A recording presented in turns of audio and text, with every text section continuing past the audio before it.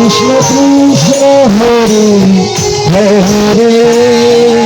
রাঙ্গুনিয়ার ক্ষেত্রপাল বিগ্রহ মন্দিরের প্রতিষ্ঠাবার্ষিকী উদযাপন সহ বিনোদ আরতি কল্যাণ ট্রাস্টের শুভ উদ্বোধন, গীতাপাঠ সহ কম্বল ও শিক্ষা সামগ্রী বিতরণ।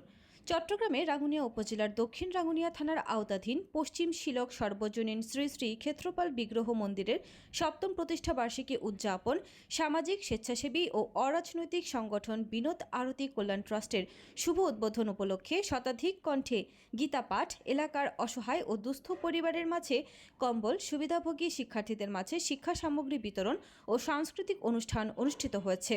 শনিবার 21 ফেব্রুয়ারি দিনব্যাপী পশ্চিম শিলক সর্বজনীন ক্ষেত্রপাল মন্দির প্রাঙ্গণে বিভিন্ন অনুষ্ঠান অনুষ্ঠিত হয়েছে।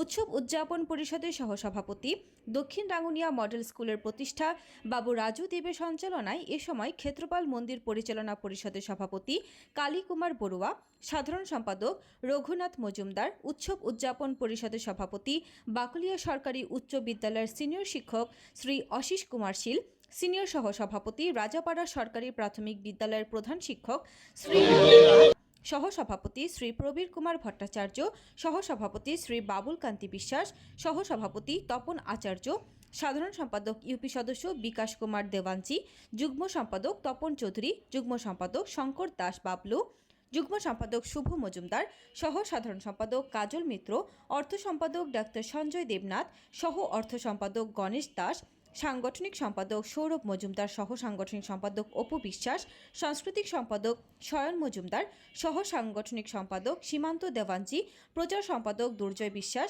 সহ প্রচার সম্পাদক আদিত মজুমদার সহ ক্ষেত্রপাল মন্দির পরিচালনা পরিষদ ও উৎসব উদযাপন পরিষদের নেতৃবৃন্দের সহ সর্বজনীন শ্রী শ্রী ক্ষেত্রপাল মন্দির প্রতিষ্ঠাবার্ষিকী উপলক্ষে আয়োজিত আজকের এই নামযজ্ঞ অনুষ্ঠানের শুরুতেই ছিল শতকণ্ঠে গীতাপাঠ অনুষ্ঠান। এই গীতাপাঠ অনুষ্ঠানে শত শত শিক্ষার্থীর একসাথে গীতাপাঠ শুনে আমরা সবাই মুগ্ধ হয়েছি এবং এটাই প্রথম রাঙ্গুনিয়ার প্রথম অনুষ্ঠান। এই জন্য আজকের মন্দিরের আগত সকল ভক্তপ্রাণ সন্তুষ্ট এবং আমি এত কষ্ট করে দূর দূরান্ত থেকে আগত সকল শিক্ষার্থীর জন্য মঙ্গল কামনা করি। তারা অনেক কষ্ট করে আমাদের অনুষ্ঠানকে সুন্দর এবং সার্থক করেছে এবং আমি তাদের সফলতা এবং উজ্জ্বল ভবিষ্যৎ কামনা করি। নমস্কার। ক্ষেত্রপাল মন্দিরের গীতা পাঠ অনুষ্ঠানে 100 শিক্ষার্থী এসে আমাদের এই ক্ষেত্রপাল মন্দিরকে অনেক সাফল্যমণ্ডিত করে তুলেছেন। এই জন্য আমি শিক্ষার্থীদেরকে স্বাগত জানাচ্ছি। সাথে সাথে আজকে আমরা একটা নতুন বিনোদ আরতি কল্যাণ ট্রাস্ট উদ্বোধন করেছি। এই বিনোদ আরতি কল্যাণ ট্রাস্টের মাধ্যমে আমরা সামনে নতুন কিছু করার আশা নিয়ে এগিয়ে যাব, এই বলে আমি আমার বক্তব্য এখানে শেষ করলাম। আপনারা সবাই এবং যারা ছাত্রছাত্রী আছেন বিদ্যা নিকেতনের, গীতাপাঠ বিদ্যা নিকেতনের, সবাই একটু বসার জন্য বিনীত অনুরোধ জানাচ্ছি। সাথে সাথে আমি আজকের যে অনুষ্ঠান হয়েছে পশ্চিম শিলক সর্বজনীন শ্রী শ্রী ক্ষেত্রপাল মন্দির প্রাঙ্গণ এবং আজকের মহা নামযজ্ঞ অনুষ্ঠানের শুভ দিনে, অধিবাস দিনে আমি সবাইকে আমাদের মন্দির পরিচালনা পরিষদের পক্ষ থেকে আন্তরিক অভিনন্দন, প্রীতি এবং শুভেচ্ছা জানাচ্ছি।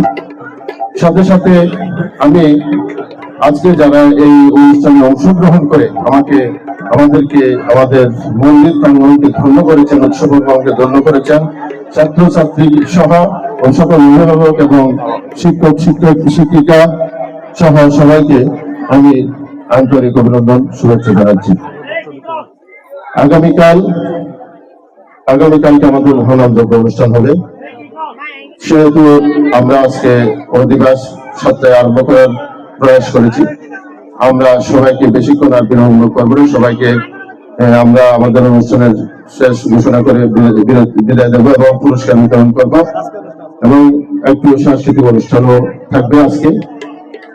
সাথে সাথে আরেকটা কথা বলছি যে আমরা গীতাপাঠ অনুষ্ঠান শেষ করেছি, এখানে মাহাত্মের মধ্যে একটা কথা আছে, যত্র গীতা বিচারশ্চ পঠনং পাঠনং তথা মুদতে তত্র শ্রীকৃষ্ণ ভগবান রাজা সহা।